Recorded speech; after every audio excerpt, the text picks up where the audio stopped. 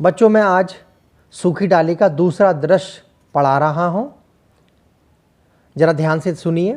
वही बरामदा, दाईं ओर तख्त पर बिस्तरा बिछा हुआ, दीवार के साथ तकिया लगा है। दादाजी आराम से तकिए के सहारे बैठे हुक्का पी रहे हैं। उनका मंझला लड़का करमचंद पास बैठा उनके पांव दबा रहा है। हुक्का पीते पीते बच्चों को बाहर आहते में खेलते हुए देख रहे हैं। नल के चलने की आवाज़ आ रही है, कोई बच्चा उसे चला रहा है। करमचंद गुस्सा हो जाता है और वो ज़ोर से उस बच्चे से कहता है कि बस करो जगदीश, क्या खटखट लगा रखी है, ज़रा आराम करने दो। अभी अभी खाना खाकर बैठेंगे तुम। दादाजी कहते नहीं नहीं, बच्चों को खेलने दो। बच्चे हंसते हैं। वट की पूरी डाल लाकर आंगन में लगा दी और उसे पानी दे रहे हैं। नहीं जानते कि पेड़ से टूटी डाली जल से नहीं पनपती।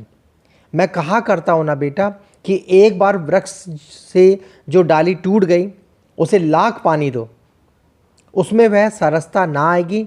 और हमारा ये परिवार बरगद के इस महान पेड़ की भांति। यानी दादाजी का मानना है कि जो उनका ये जो परिवार है एक वट के जो वृक्ष है उसकी तरह है। यानी परिवार के जो लोग हैं, यानी परिवार के जो सदस्य हैं, वो डालियों के समान हैं। करमचंद कहते हैं लेकिन शायद अब इस पेड़ से एक डाली टूटकर अलग हो जाए।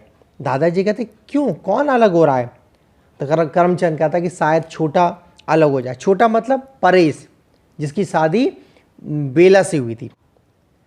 दादाजी कहते परंतु उसको कष्ट क्या है?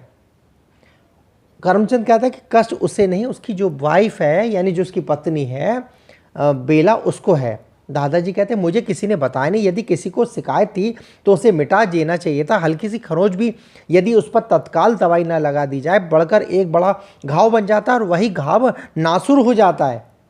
फिर लाख मरहम लगाओ ठीक नहीं होता।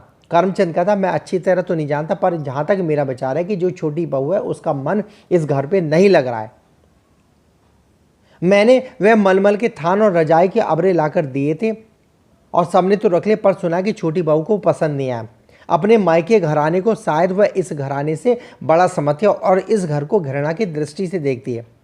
दादाजी कहते हैं बेटा, बड़प्पन बाहर की वस्तु नहीं, बड़प्पन तो मन का होना चाहिए। बच्चों, ये लाइन बहुत इंपॉर्टेंट है। और फिर बेटा, घृणा को घृणा से नहीं मिटाया जा सकता। बहू तभी पृथक होना चाहिए। पृथक का मतलब है अलग। बहू तभी अलग होना चाहिए जब उसे घृणा के बदले घृणा दी जाएगी। लेकिन यदि उसे घृणा के बदले स्नेह यानी प्यार मिले तो उसकी समस्त घृणा धुंधली पड़कर लुप्त हो जाएगी।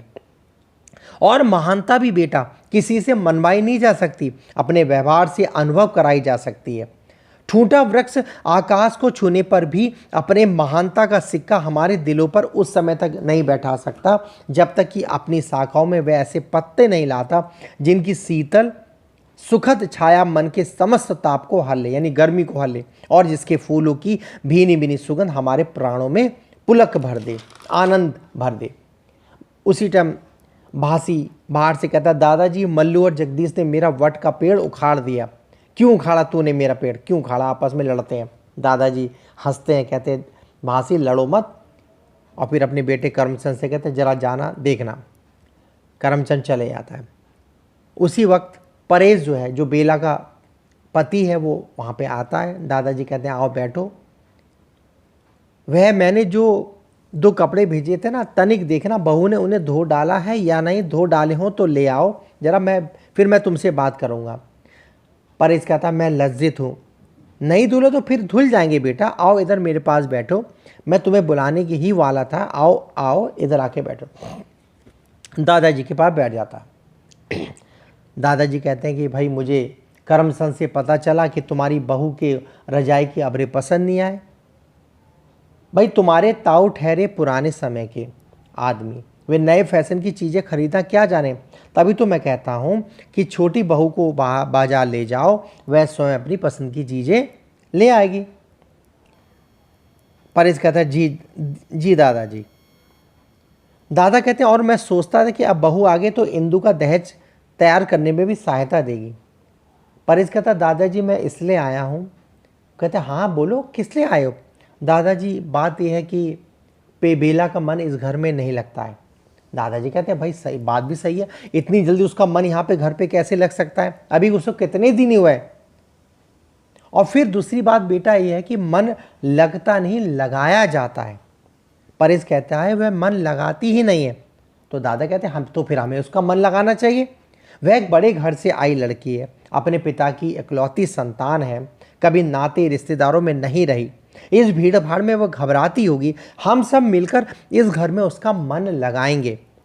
परेश कहता है उसे कोई पसंद नहीं करता, सब उसकी निंदा करते हैं। अभी मेरे पास माँ आई, बड़ी ताई आई, मंजली ताई आई, बड़ी भाभी आई, मंजली भाभी आई, इंदु आई, रजवा, सब आए, सब उसकी शिकायत करते थे, ताने देती थी कि तू उसके हाथ बिक गया, तू उसे कुछ नहीं समझता। उधर वह उन सब से दुखी है, कहती है सब मेरा अपमान करते हैं, सब मेरी हंसी उड़ाते हैं, मेरा समय नष्ट करते हैं।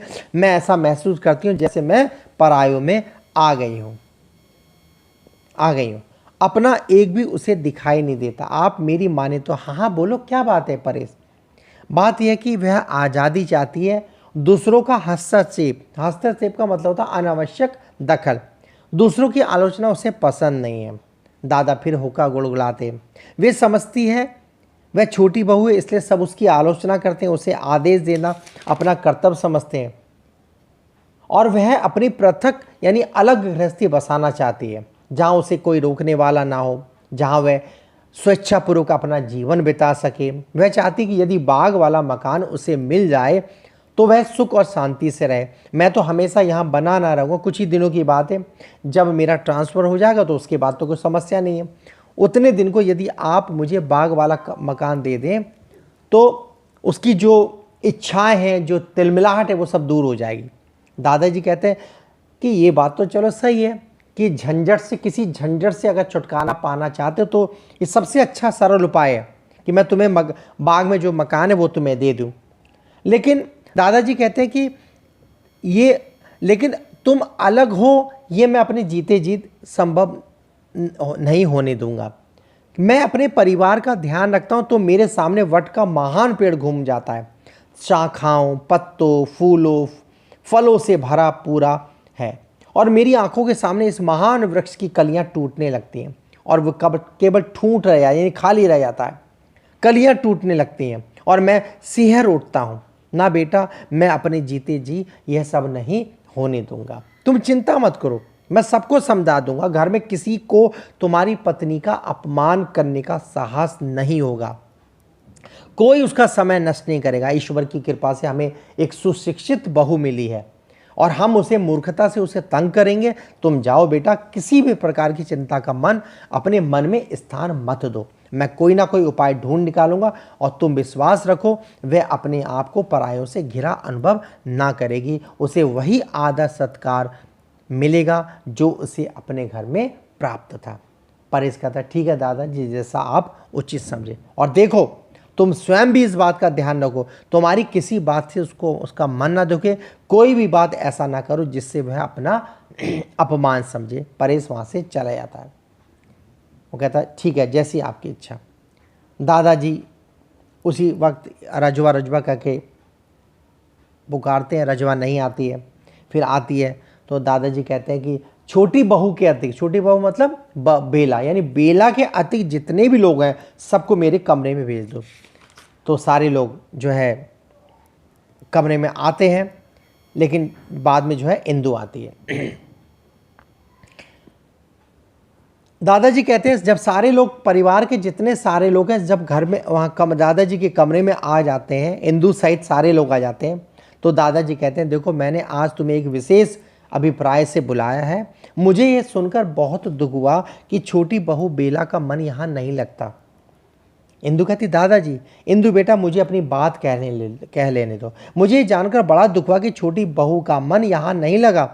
दोष उसका नहीं, दोष हमारा है। वह एक बड़े घर की बेटी है, अत्यधिक पढ़ी लिखी है, सबसे आदर पाती है और राज करती आई है। यहाँ वह केवल छोटी बहू है, यहाँ उसे हर एक का आदर करना पड़ता है, हर एक से दबना पड़ता है, हर एक का आदेश मानना पड़ता है। यहाँ उसका व्यक्तित्व दबकर रह गया है। मुझे ये बात पसंद नहीं। बेटा, वास्तव में कोई उम्र या दर्जे से बड़ा नहीं होता, बड़ा होता है तो अपनी बुद्धि से, योग्यता से बड़ा होता है।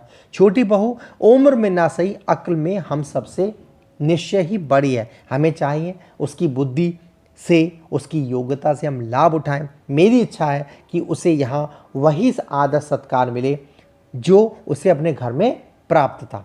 सब उसका कहना माने, उससे परामर्श लें, और मैं प्रसन्न होऊंगा यदि उसका काम भी तुम लोग आपस में बांट लो और उसे पढ़ने लिखने का अधिक अवसर दो। उसे अनुभव ही ना हो कि वह किसी दूसरे घर में, किसी दूसरे वातावरण में आ गई है। फिर कुछ क्षण हुक्का गुड़गाते फिर कहते हैं, फिर दादाजी समझाते हुए परिवार के सारे लोगों से कहते हैं कि बेटा, यह कुटुंब एक महान वृक्ष है। हम सब इसकी डालियां हैं, डालियों से ही पेड़ है, और डालियां छोटी हों चाहे बड़ी, सब उसकी छाया को बढ़ाते हैं। और मैं नहीं चाहता कोई डाली इससे टूटकर पृथक हो जाए, यानी अलग हो जाए। तुम सदैव मेरा कहा मानते रहे हो, बस मैं यही बात तुमसे कहना चाहता हूँ। यदि मैंने सुन लिया कि किसी ने छोटी बहू का निरादर किया है, उसकी हंसी उड़ाई है या उसका समय नष्ट किया है, तो इस घर से मेरा नाता सदैव के लिए टूट जाएगा। अब तुम सब जा सकते हो। जब सब जाने लगते हैं तो दादाजी कहते हैं इंदू से और मंझली बहू से, कहते हैं तुम जरा बैठो। मंझली बहू से समझाते हुए कहते हैं, मंझली बहू, तुम अपनी हंसी को उन लोगों तक ही सीमित रखो जो उसे सहन कर सकते हैं। बाहर के लोगों पर घर में बैठकर हंसा जा सकता है, किंतु घर के लोगों को तब तक हंसी का निशाना बनाना ठीक नहीं जब तक वे पूर्णतः घर का अंगना बन जाए। और इंदु बेटा, तेरी छोटी भाभी बड़ी बुद्धिमती, सुशिक्षित और सुसंस्कृत है। तुझे उसकी हंसी उड़ाने, उससे लड़ने झगड़ने के बदले उसका आदर करना चाहिए, उसे ज्ञान अर्जित करना चाहिए। तुम दोनों को मैं इस विषय में विशेषकर सावधान रहने का आदेश देता हूँ। अब तुम जाओ और देखो, मुझे शिकायत का अवसर मत देना। मेरी जो इच्छा है, मैं चाहता हूँ कि सब डालियाँ साथ साथ फले फूलें, जीवन की सुखद शीतल वायु के स्पर्श से झूमें और सरसराएं। विटप क्या मतलब होता है? वृक्ष से अलग होने वाली डाली की कल्पना मुझे जो है डरा देती है। तो इंदु कहती है, क्षमा कीजिए दादाजी, हमारी ओर से आपको कभी भी शिकायत का कोई मौका नहीं मिलेगा।